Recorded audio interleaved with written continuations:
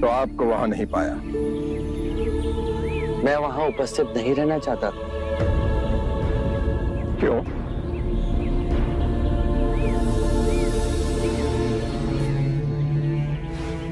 आप अपने शिष्यों को संबोधित कर रहे थे। यदि स्वाभाविक कोई प्रश्न मेरे मन में जागता तो आपके शिष्यों के सामने उसे पूछना आपको दुविधा में डाल सकता था। परंतु यहां तो एकांत है। अब हम वार्ता कर सकते हैं।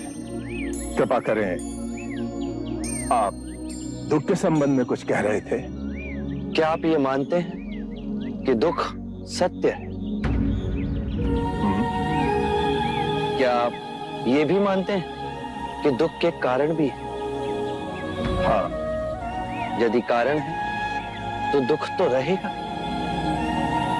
और यदि कारण ही समाप्त हो जाए तो दुख भी लुप्त हो जाएगा, जैसे सूर्य के प्रकाश से अंधेरा। आप सुनी सुनाई बातें नहीं कहते, अपने गहन अनुभव के आधार पर कहते हैं। आप धर्म और सिद्धांत की नहीं, देखी हुई बातें कहते हैं।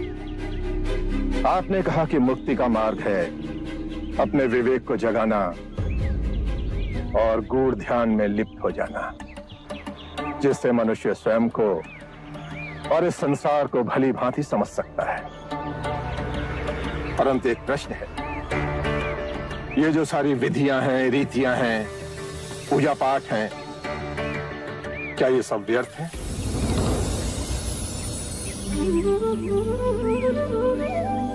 यदि कोई व्यक्ति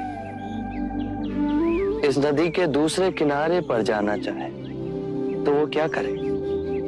यदि जल गहरा नहीं है तो वो चलकर जा सकता है, और यदि जल गहरा है तो वो नाव की सहायता से जा सकता है या स्वयं तैरकर जा सकता है। यदि वो चलना ना चाहे और ना ही तैरने को तैयार हो और ना ही नाव ले जाने को तैयार हो, और वो कहे कि मैं प्रार्थना करता हूं इस नदी का दूसरा किनारा स्वयं चलकर मेरे पास आ जाए, तब तो ऐसे व्यक्ति को मूर्ख कहेंगे, महामूर्ख। इसी प्रकार यदि व्यक्ति अज्ञान और भ्रांति को अपने विवेक से मिटाएगा नहीं तो परम आनंद और मुक्ति के दूसरे छोर पे कैसे पहुंच पाएगा?